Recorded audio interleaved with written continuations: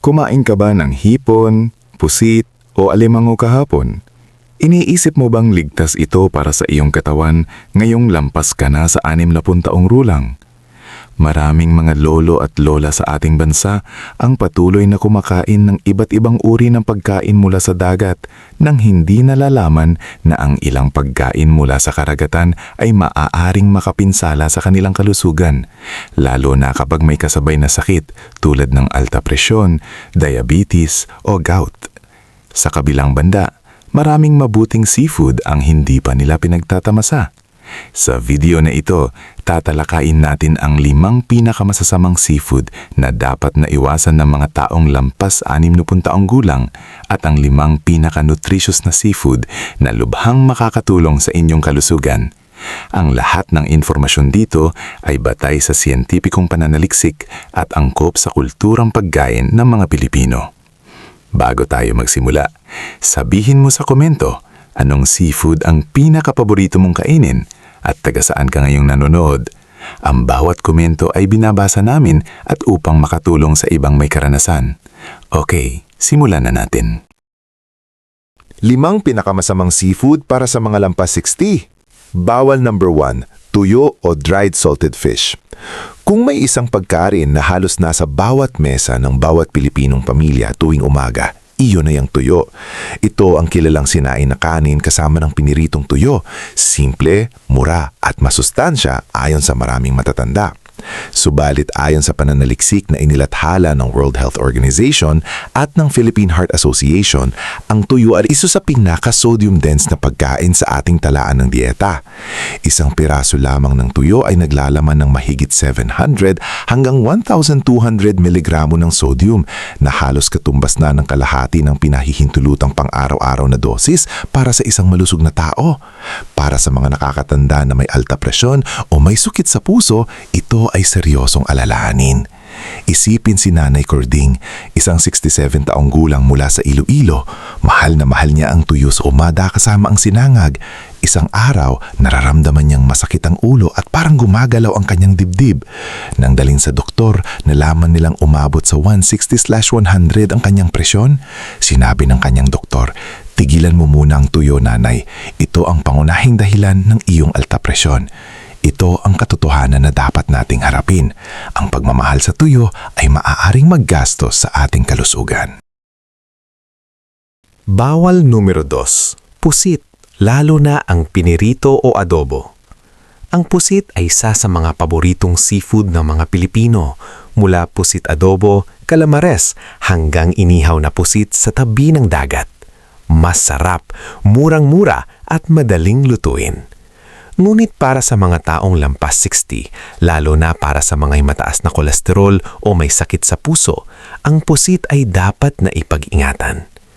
Ayon sa isang pag-aaral mula sa American Heart Association, ang pusit ay naglalaman ng mataas na antas ng dietary cholesterol, humigit kumulang 233 miligramo bawat araw ng hilaw na pusit. Para sa sanggunian, ang inirerekomendang limitasyon ng kolesterol bawat araw para sa mga matatanda ay 200 miligramo lamang. Bukod pa rito, kapag ang pusit ay pinirito sa mantika o niluto ng may toyo at asin sa adobo, ang sodium at saturated fat content nito ay lalo pang tumataas. Naririto ang kwento ni Tatay Nestor, 72 taong gulang mula Batangas. Matapos ang family reunion kung saan kumain siya ng maraming kalamaras at adobong pusit, nagsimulang maramdaman ang sakit sa dibdib.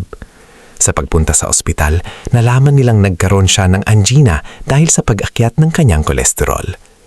Sinabi ng kanyang cardiologist na dapat limitahan ang kanyang pagkain ng pusit sa 1 beses lamang bawat buwan at dapat lutuin ng may kaunting langis. Kung nanonood ka pa rin ng video na ito at nakakatulong sa iyo ang mga impormasyong ito, paki-comment ng numero 2 sa ibaba para malaman kung nandito ka. At kung hindi ka pa nakasubscribe, inirerekomenda kong mag-subscribe ka at i-on ang bell notification para hindi mo makaligtaan ang mga susunod na videos. Ang iyong suporta ay tumutulong sa amin na makagawa pa ng magagandang content para sa iyo. Ngayon, magpatuloy tayo. Bawal numero 3, alimango o alimasag, blue crab o mud crab.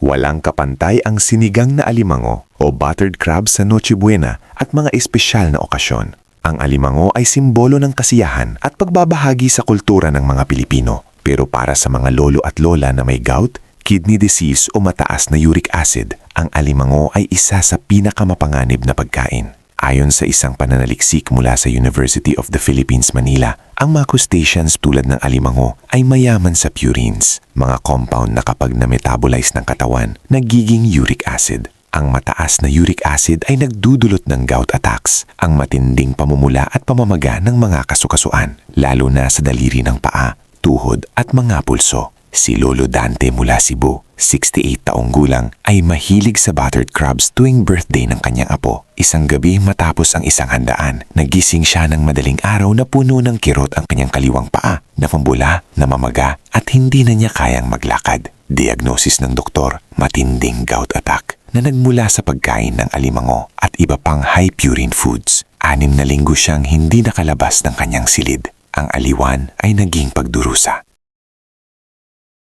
Bawal numero 4, tahong o green mussels mula sa polluted waters. Ang sinabawang tahong o tahong na may gata ay isang popular na putahe sa mga probinsya, lalo na sa mga lugar malapit sa dagat. Mura, masustansya at madaling mahanap. Ngunit ang problema ay kung saan nanggaling ang tahongin yon. Ayon sa Bureau of Fisheries and Aquatic Resources ng Pilipinas, maraming tahong sa ating bansa ang nakuha mula sa mga tubig na kontaminado ng heavy metals tulad ng lead, mercury at cadmium, lalo na sa mga lugar malapit sa industrial na lugar o mga basurahan. Para sa mga taong lampas 60, ang bioaccumulation ng heavy metals sa katawan ay mas mapanganib dahil bumababa na ang kakayahan ng kanilang mga bato at atay na i-filter ang mga lason.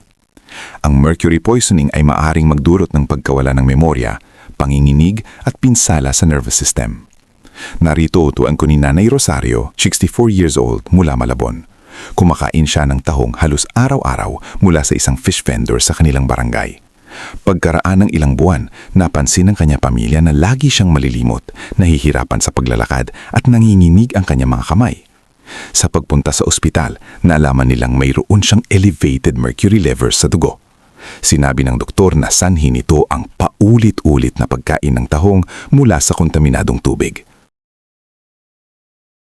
Bawal number 5, daing na bangus o daing na tilapia, heavily salted dried fish. Ang daing na bangus ay isa sa mga pinaka-iconic na pagkain ng mga Pilipino. Mapaalmusal man o tanghalian, ang malutong na daing na sausawan ng suka at bawang ay halos palaging presente sa mesa. Ngunit, tulad ng tuyo, ang daing ay isang high-sodium na pagkain na maaaring mapanganib para sa mga matatanda. Ayon sa isang pag-aaral na inilathala sa Philippine Journal of Science, ang tradisyonal na proseso ng pagdaing, ang pagbabad ng isda sa mataas na konsentrasyon ng asin ay nagdudulot ng sodium content na maaaring umabot sa 2,000 hanggang 3,000 miligramo bawat 100 gramo ng pagkain. Bukod pa rito, ang proseso ng pag-aasinan at pagpapatuyo ay nagpapataas ng konsentrasyon ng nitrates na ayon sa International Agency for Research on Cancer ay maaaring maging carcinogenic sa mataas na antas ng pagkonsumo. Para sa mga lolo at lola na may hypertension, heart failure o kidney disease, ang regular na pagkain ng daing ay maaaring magpabilis ng pag-unlad ng kanilang sakit. Si Tatay Emilio, 70 taong gulang mula Nueva Ecija, ay kumain ng daing halos araw-araw sa loob ng maraming taon. Sa isang regular na check-up, nalaman ng doktor na ang kanyang kidneys ay bumaba na sa 55% function lamang, isang kondisyon na tinatawag na chronic kidney disease stage 2. Sinabi ng nephrologist niya na ang pangunahing salik ay ang mataas na sodium intake mula sa kanyang dieta. 5 pinakamagandang seafood para sa mga lampas 60. Dapat, number 1, salmon.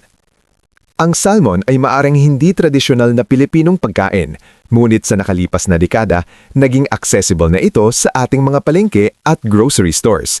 At ayon sa mga mananaliksik, ito ay isa sa pinaka-nutritious na pagkain para sa mga nakakatanda. Ang salmon ay puno ng omega-3 fatty acids, lalo na ang EPA at DHA, na napatunayang makatutulong sa pagbaba ng triglycerides, pagpapalakas ng puso, at pagpipigil ng inflammation na nagdudulot ng arthritis at iba pang chronic diseases. Ayon sa isang malawak na pag-aral na inilathala sa Journal Nutrients, ang matatandang kumakain ng salmon o iba pang fatty fish ng 2 hanggang 3 beses sa isang linggo ay may mas mababang panganib ng cardiovascular disease, dementia at osteoporosis. Pansinin si Lola Marites, 66 taong gulang mula Quezon City. Matapos marinig ang rekomendasyon ng kanyang doktor, nagsimula siyang kumain ng baked salmon ng 2 beses sa isang linggo. Sa loob ng 3 buwan, bumaba ang kanyang triglycerides mula 250 mg per deciliter papunta 160 mg per deciliter. At sabi niya mismo na mas maliwanag na ang kanyang isip at hindi na siya masyadong nakakaramdam ng sakit sa kanyang mga tuhod. Ang salmon ay maaring maging bagong alagang pagkain ng ating mga nakakatanda. Kung nanonood ka pa rin ng video na ito at nakakatulong sa iyo ang mga impormasyong ito, paki-comment ng numero 4 sa ibaba para malaman kong nandito ka. At kung hindi ka pa nakasubscribe, inirerekomenda kong mag-subscribe ka at i-on ang bell notification para hindi mo makaligtaan ang mga susunod na videos. Ang iyong suporta ay tumutulong sa amin na makagawa pa ng magagandang content para sa iyo. Ngayon, magpatuloy tayo. Dapat number 2, sardinas, fresh o low-sodium canned. Ang sardinas ay isa sa mga pinaka-available at pinakamurang peskanto sa Pilipinas at isa rin sa mga pinakamasustansya. Ang buong sardinas, kasama ang mga maliliit na buto nito, ay isang napakayamang pinagkukunan ng calcium at vitamin D na mahalaga para sa mga nakatatanda na nagsisimulang magkaroon ng osteoporosis o bone density loss. Ayon sa Philippine Dietary Reference Intakes, ang pangangailangan ng calcium ng mga matatanda na 60 taong gulang pataas ay umabot sa 1,200 mg bawat araw. At isang lata ng sardinas ay nagbibigay ng halos 350 mg ng calcium. Bukod pa rito, ang sardinas ay may mataas na vitamin B12, iron at omega-3 na lahat ay kritikal para sa mga nagsisimulang may anemia, peripheral neuropathy o panghihina ng immune system. Ang rekomendasyon, piliin ang low sodium o no salt added na uri ng dilatang sardinas at ihanda ito bilang sinigang, paksiw o sabaw. Narito si Nanay Ligaya, 71 taong gulang mula Pangasinan, na dating palagi sa ospital dahil sa anemia. Sa payo ng kanyang nutritionist, nagsimula siyang kumain ng sardinas ng 3 beses sa isang linggo. Sa loob ng 6 na buwan, ang kanyang hemoglobin ay bumalik sa normal na antas at hindi na siya kailangang mag-iron supplement pa. Ang sardinas, ang simpleng pagkain ng mahirap, ay naging gamot niya. Dapat numero 3, bangos milkfish, steamed o grilled. Ang bangos ay hindi lamang pambansang isda ng Pilipinas. Ito rin ay isa sa pinaka-nutritionally complete na isda na maaaring kainin ng mga nakakatanda, basta't niluto ng tama. Ang bangos ay mayaman sa high-quality protein, omega-3 fatty acids, phosphorus at vitamin D. Para sa mga lolo at lola na nagsisimulang mawalan ng muscle mass, isang kondisyon na tinatawag na sarcopenia, ang mataas na protein content ng bangos ay makakatulong sa pagpapanatili ng lakas ng katawan. Ang susi ay ang paraan ng pagluluto. Ang steamed bangos o sininigang na bangos ay mas malusog kaysa sa piniritong bangos sa maraming mantika. Ayon sa pag-aaral na inilathala sa Asian Pacific Journal of Clinical Nutrition, ang regular na pagkain ng steamed o grilled fish ay nagpapababa ng panganib ng cardiovascular disease ng hanggang 35% kumpara sa mga di kumakain ng isda. Si Tatay Bernardo, 63 taong gulang mula Pampanga, ay dating sobrang hina at nahihirapan sa pagtayo. Pinayuhan siya ng kanyang physical therapist na kumain ng mas maraming protina mula sa isda. Nagsimula siyang kumain ng steamed bangus 3 beses sa isang linggo. Sa loob ng 4 na buwan, napansin ng kanyang pamilya ng mas malakas na siya, mas kaya na niyang maglakad ng matagal at mas masaya. Ang bangus ay naging bahagi ng kanyang rehabilitasyon. Dapat number 4, tilapia, steamed o sinigang. Mura, available sa buong Pilipinas at madaling lutuin. Ang tilapia ay isa sa mga isda na madalas na ituring na pangmahirap lamang. Ngunit sa katotohanan, ito ay isang napakagandang pagkain para sa mga nakatatanda. Ang tilapia ay naglalaman ng malinis na lean protein na may mababang saturated fat, perpekto para sa mga may heart disease o diabetes. Ayon sa Food and Nutrition Institute ng Pilipinas, ang tilapia ay nagbibigay ng halos 26 gramo ng protein bawat 100 gramo ng lutong isda, nang may napakadabang calorie count na 129 calories lamang. Para sa mga nakatatandang may diabetes type 2, ang tilapia ay isang matalinong pagpipilian dahil hindi nito binibigyan ng stress ang asukal sa dugo, hindi tulad ng mga high-fat na pagkain. Ang pinaka-inirekomendang paraan ng pagluluto ay ang sinigang na tilapia dahil ang sabaw ng sinigang, lalo na kung may kamatis at kangkong, ay nagdadagdag ng lycopene at iron sa dieta. Narito si Nanay Caridad, 68 taong gulang mula Laguna, na may type 2 diabetes. Sa payo ng kanyang endocrinologist, inalis niya ang pork at beef sa kanyang dieta at pinalitan ng tilapia.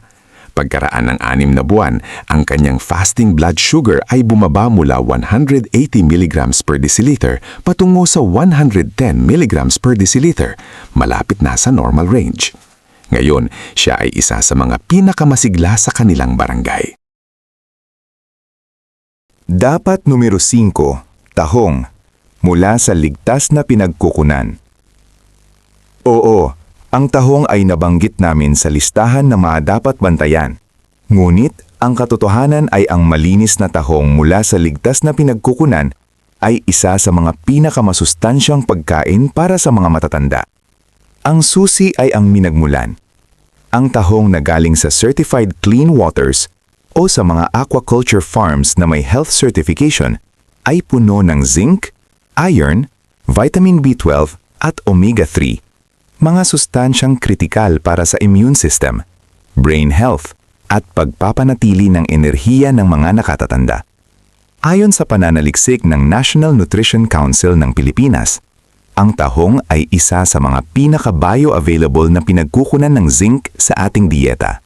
At ang zinc deficiency sa mga matatanda ay nagdudulot ng mas mabagal na paggaling ng sugat, mas mahinang immune response, at mabilis na pagkawala ng panlasa.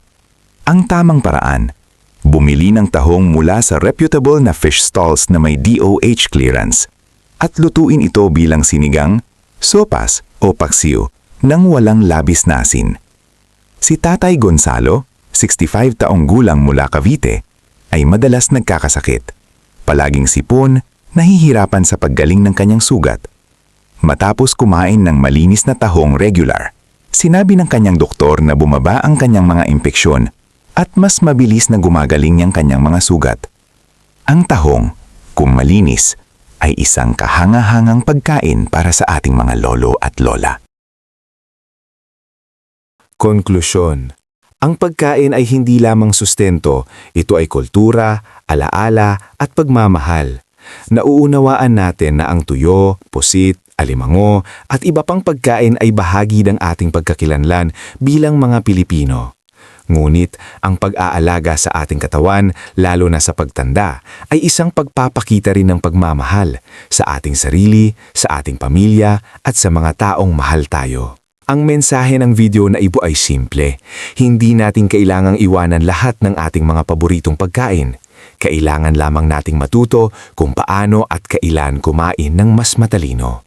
Ang 5 masamang seafood na binanggit natin, tuyo, pusit, alimango, tahong mula sa maruming tubig at daing, ay hindi kailangang ganap na ialis sa ating dieta. Ngunit dapat nating bawasan at kontrolin ang dami ng ating kinakain. Sa kabilang banda, ang salmon, sardinas, bangus, tilapia at malinis na tahong ay mga pagkain na dapat nating yakapin at isama sa ating araw-araw na dieta. Ang kalusugan sa edad na 60 taon pataas ay hindi aksidente. Ito ay resulta ng mga pagpili na ginagawa natin araw-araw. Ikaw at ang iyong katawan ay karapat-dapat sa pinakamainam na pag-aalaga. Kumain ng tama, mabuhay ng matagal at mag-ingat palagi. Hanggang sa muli. Kung nagustuhan mo ang video na ito at nakatulong ito sa iyo, mangyaring i-like, mag-subscribe at i-share. Ang inyong suporta ay tumutulong sa amin na patuloy na gumawa ng magagandang content upang kayo ay mabigyan ng kaalaman at inspirasyon. Salamat sa panonood at inaasahan naming makita kayo sa susunod na video.